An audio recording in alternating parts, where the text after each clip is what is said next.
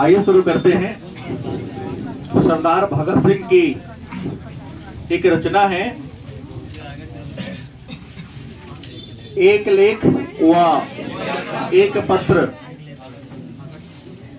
महान क्रांतिकारी, स्वतंत्रता सेनानी, गरम दल के एक स्तंभ सरदार भगत सिंह के द्वारा लिखा गया है। और एक लेख और एक पत्र क्या है? डायरी है। क्या है? डायरी। मतलब भगत सिंह ने जेल में रहकर एक डायरी लिखी थी।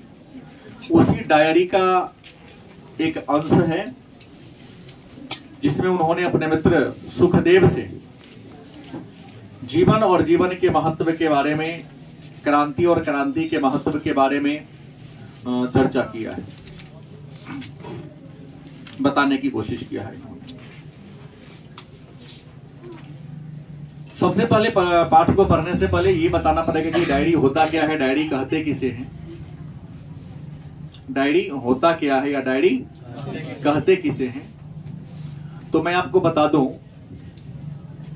कि डायरी उस दस्तावेज को कहते हैं, उस रचना को कहते हैं जिसमें कोई व्यक्ति अपने जीवन में दिन प्रतिदिन घटने वाली घटनाओं का तिथिवार विवरण लिखा रहता है। मतलब आज के तारीख में आपके जीवन में क्या कौन सी घटना घटी, कल की तारीख में कौन सी घटना घटी, या पिछले 2 दिन पहले आपके लाइफ में किस प्रकार का घटना घटा, किस प्रकार का बदलाव आया, किस प्रकार का चेंजिंग आया, उन सारे चेंजिंग या बदलाव के बारे में जिक्र जिस दस्तावेज में होता है उसी दस्तावेज को हम डायरी कहते हैं। लेकिन याद रखेंगे ये डायरी जो रचना होती है लिखना बड़ा कठिन होता है, क्योंकि डायरी वही लिख सकता है जिसका जीवन एक खुला किताब की तरह होगा। डायरी वही व्यक्ति लिख सकता है जिसका जीवन क्या हो, खुला किताब की तरह होगा। क्योंकि डायरी में हमेशा इंसान को सच्ची बातों को, सच्चाई बातों को लिखना होता है। खैर जो भी हो, एक लेख और एक पत्र सरदार भगत सिंह के द्वारा लिखा गया एक डायरी है।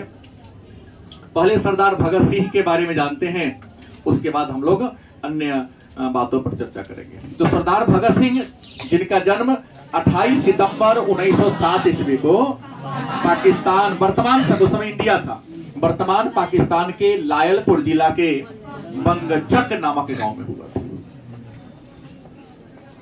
28 सितंबर 1907 ईस्वी को वर्तमान पाकिस्तान के लायलपुर जिला के बंगचक नामक गांव में इनका क्या होता है? जन्म होता है।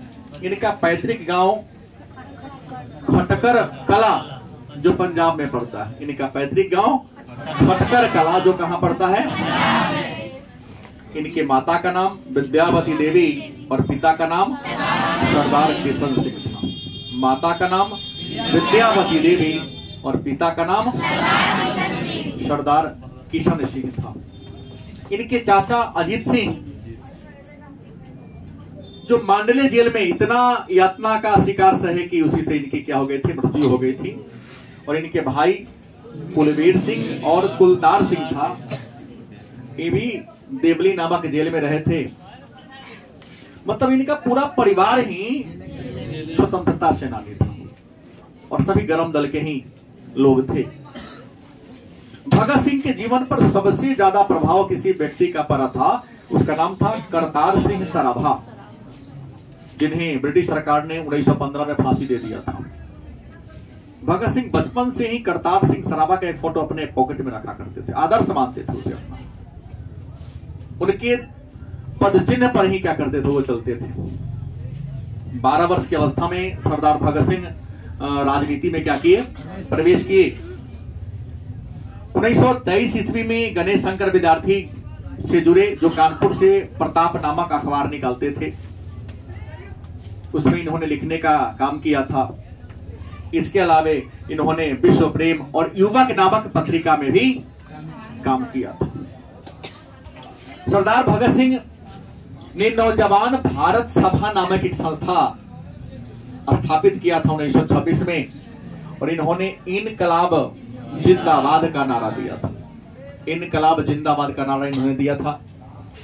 चंद्रशेखर आजाद की एक संस्था थी, हिंदुस्तान समाजवादी प्रजातांत्रिक एसोसिएशन, उस संस्था से 1928 में जुड़े थे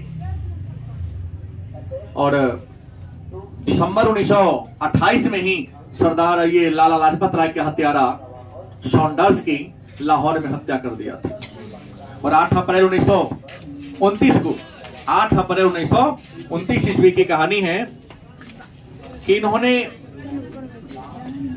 किसको लाहौर के केंद्रीय असेंबली में बम फेंक दिया था और बम फेंक कर 2 नारा दिया था, साम्राज्यवाद का नाश हो और इनकलाब जिंदाबाद। साम्राज्यवाद का क्या हो, नाश हो और इनकलाब जिंदाबाद। मैं कुछ नहीं कर सकता हूं, आप लोग सब जानते हैं, फिर भी रुक जाते हैं। कहीं से एडजस्ट कीजिए ना। टाइम कितना हो रहा है आपका? 4 नहीं, बैठ 5 मिनट पहले इंड होता है। कहीं पीछे 6 बैठ जाइए। हमने कहा साम्राज्यवाद का नाश हो और इनकलाब क्या हो, जिंदाबाद का इन्होंने क्या दिया था, नारा दिया था। कौन? भगत सिंह ने नारा दिया था। आपको बता दें, सॉन्डर्स के हत्या के जुर्म में ही, सॉन्डर्स के हत्या के जुर्म में ही सरदार भगत सिंह को 23 मार्च 1931 ईस्वी को क्या दे दी गई थी? 7:23 पर इनको क्या दे दी गई थी? फांसी दे दी गई। नियम नहीं साथ में देने का, फिर भी दिया गया। और इनको फांसी की सजा सुनाने वाला जो जज था, नाम था जेसी हिल्टन। जेसी हिल्टन नामक जज ने इनको फांसी की सजा सुनाया था। इन्होंने कई सारे रचनाएं रची हैं, कई सारी रचनाएं लिखी हैं, जिसमें है मैं नास्तिक क्यों हूं। मैं नास्तिक क्यों हूं भगत सिंह की रचना है। विद्यार्थी व राजनीति, पंजाबी भाषा व लिपि की समस्या, सत्याग्रह व हड़ताल तथा बम दर्शन, ये सरदार भगत सिंह की क्या है, रचना है। ये जो रचना हम लोग पढ़ने जा रहे हैं, जो लेख हम लोग पढ़ने जा रहे हैं, इसमें है किस बात का उल्लेख, तो मैं बता दूं कि इसमें मुख्य रूप से हमें ये जानना है कि एक लेख और एक पत्र में सरदार भगत सिंह के अनेक सारे मित्र होते हैं। स्वतंत्रता आंदोलन के दौरान क्रांतिकारी मित्र होते हैं। उसमें एक मित्र जिनका नाम है सुखदेव, एक मित्र था जिनका नाम क्या था, सुखदेव। मैं आपको बता दूं कि भगत सिंह को 1926 में जेल यात्रा करनी पड़ी थी। जेल जाना पड़ा था उन्हें। जेल में गए तो अंग्रेजों का शासन था हमारे भारत पर, और अंग्रेज जेल के बाहर तो टॉर्चर करते ही थे, लेकिन जेल के अंदर जो राजनीतिक कैदी बनकर गए थे उनको बहुत परेशान करते थे, बहुत ज्यादा टॉर्चर करते थे। इतना ज्यादा टॉर्चर भगत सिंह पर हुआ, उन्होंने जेल में रहने वाले लोगों पर भी इतना अधिक टॉर्चर उन्होंने देखा और पाया, तो उन्होंने एक बात महसूस किया, फील किया कि जीवन ही व्यर्थ है। इतनी अधिक यातनाएं सही कि भगत सिंह जो इतने क्रांतिकारी उग्र विचारधारा के लोग थे, जिसके मन में भय नाम का, डर नाम का चीज नहीं था, जो व्यक्ति 12 वर्ष की अवस्था में राजनीति में प्रवेश कर जाता है, जालियांवाला बाग हत्याकांड से दुखी होकर उस बाग में पहुंचे थे और उस बाग से मिट्टी उठाकर अपने कपाल में लगाकर राजनीति में प्रवेश किया था। तो सगाई जिनकी होने वाली थी, सगाई तोड़ देखा कि नहीं, हम विवाह शादी तब करेंगे जब मेरा देश, मातृभूमि हमारी क्या होगी, गुलामी के जंजीर से क्या हो जाएगी, मुक्त हो जाएगी। लेकिन अंग्रेजों के अत्याचार से इनके मन में डर, खौफ पैदा हो जाता है। इतना डर पैदा हो जाता है कि आत्महत्या तक की बात सोच लेते हैं। आत्महत्या तक की बात सोच लेते हैं और आत्महत्या की बात सोचकर अपने मित्र सुखदेव को पत्र लिखते हैं कि मित्र, लगता है कि जीवन को मैं झेल नहीं पाऊंगा, हमें प्रकाश ही जीवन में नहीं दिखाई दे रहा है, हमें इस कुचक्र से निकलने का, बाहर आने का कोई रास्ता ही नहीं सूझ रहा है। लगता है कि यह पत्र हमारे जीवन का अंतिम पत्र होगा और उम्मीद करता हूं कि जिस दिन यह पत्र तुम्हारे हाथ को मिलेगी शायद मैं ना रहूं। और तुमसे आग्रह है, रिक्वेस्ट है कि पत्र पढ़कर हमें कोसना मत, हमें क्या कर देना, क्षमा कर देना, क्योंकि हमने तुम्हारे साथ जो वादा किया था, जो वचन दिया था, जैसा हमने संकल्प लिया था, मैं अपने संकल्प को पूरा करने में सक्षम, इस यातना को देकर मैं अपने संकल्प को भी भूलता जा रहा हूं, मैं अपने कर्तव्य पथ से विमुख होता जा रहा हूं। इन सारी प्रकार के दुख दर्द की कहानी उस पत्र के माध्यम से सरदार भगत सिंह अपने मित्र सुखदेव को लिखते हैं। सुखदेव को वह पत्र मिला, सुखदेव ने उस पत्र को क्या किया, पढ़ा, और पढ़ने के बाद तत्काल उसका जवाब भगत सुखदेव ने क्या किया, लिखा और कहां भेज दिया, जेल में। अनेक सारे उदाहरण,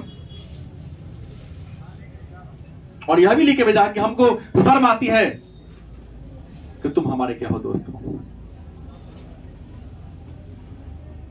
जो भारत माता को आजाद कराने के लिए, अपने मातृभूमि को अंग्रेज मुक्त कराने के लिए क्या क्या वादा किया था, क्या क्या संकल्प, थोड़ी सी यातना जो सह न सका, क्रांतिकारी क्या हो गए।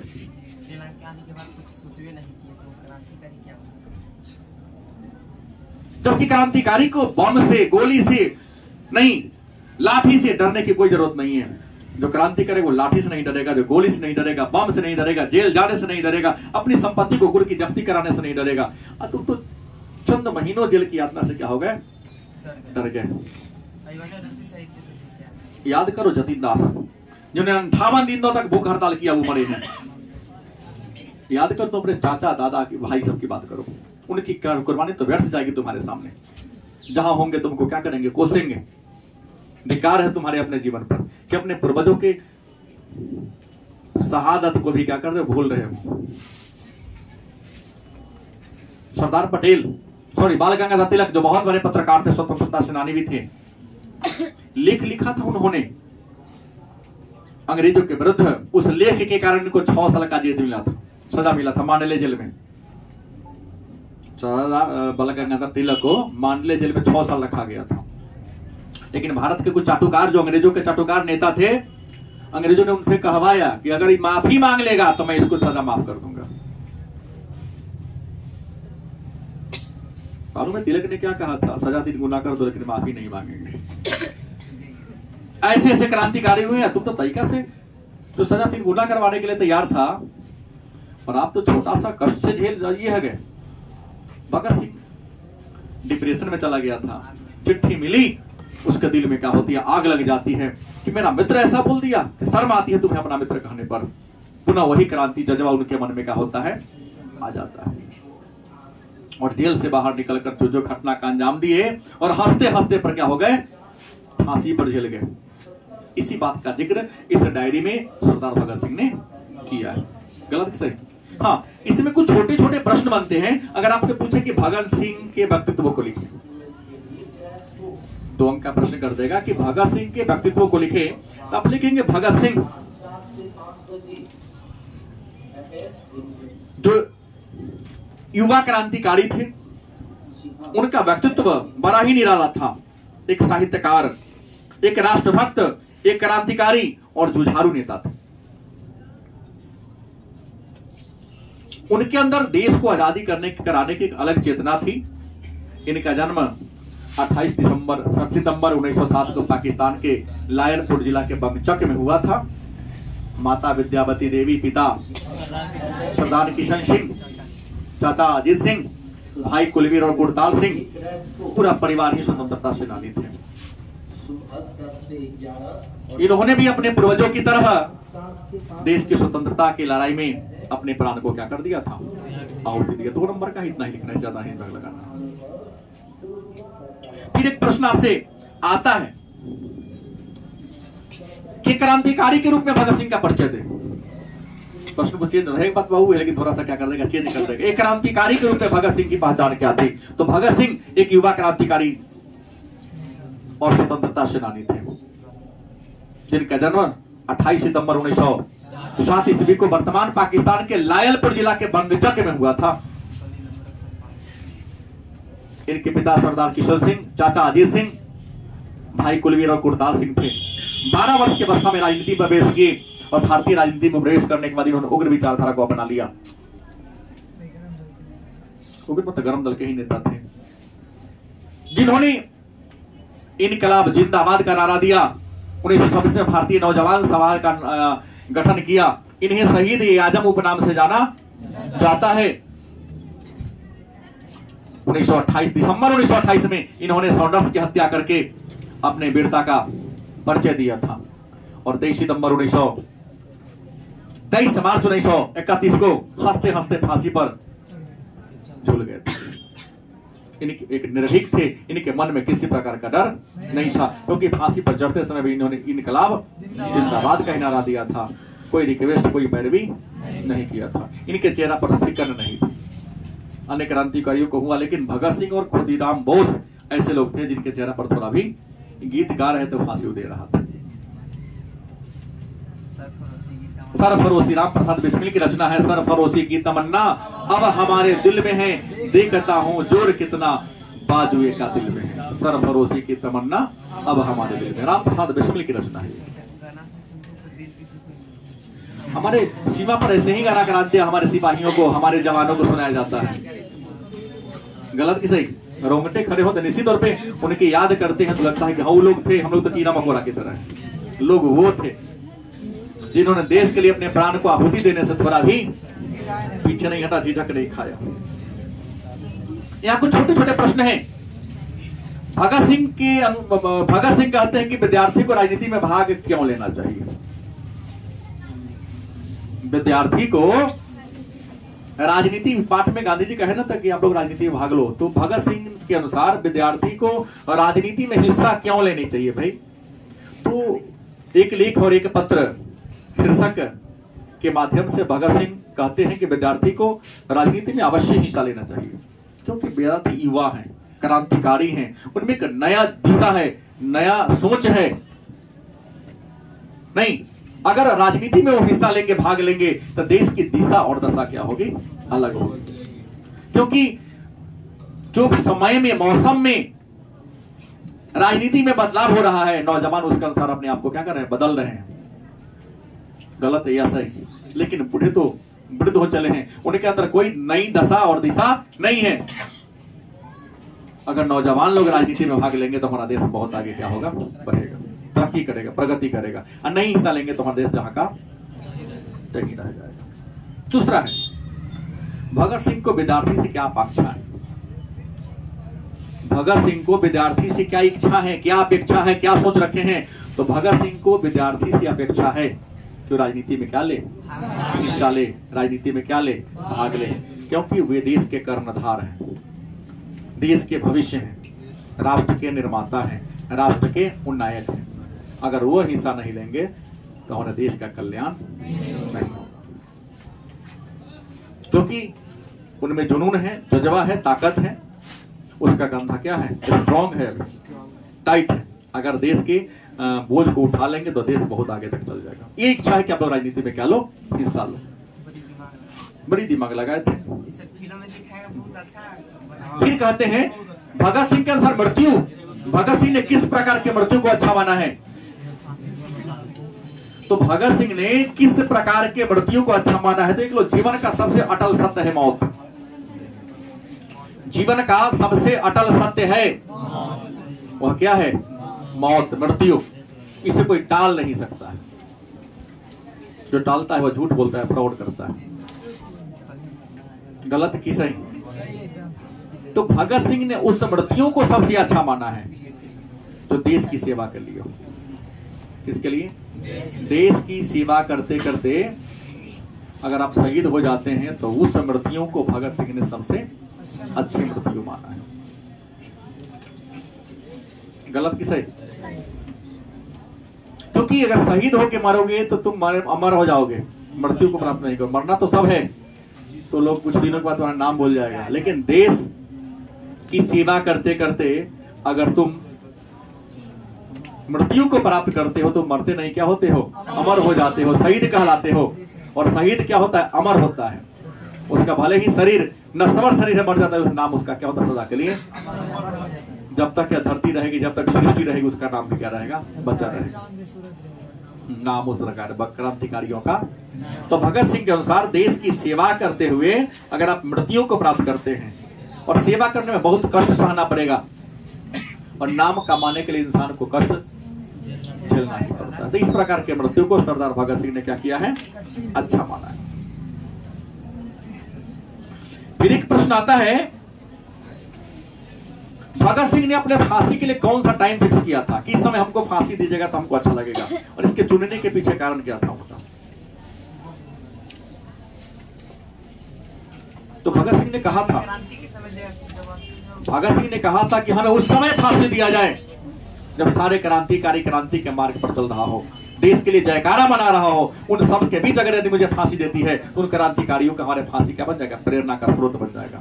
जब सारे क्रांतिकारी क्रांति के पथ पर अग्रसर हो, कर्तव्य पथ पर अग्रसर हो, और उसी के सामने बीच जब हमारी फांसी होगी, वो ऐसा हमको फांसी दीजिए ताकि क्या होगा? वो क्रांतिकारी भी सीखेगा कि इसको मौत से डर नहीं है।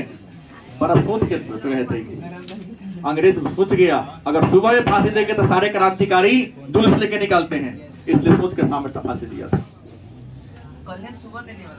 हाँ, सामने में दे दिया, नियम था। नियम है 7 बजे दिन की मॉर्निंग के बाद फांसी नहीं देना है, सूर्योदय के पहले फांसी देना है।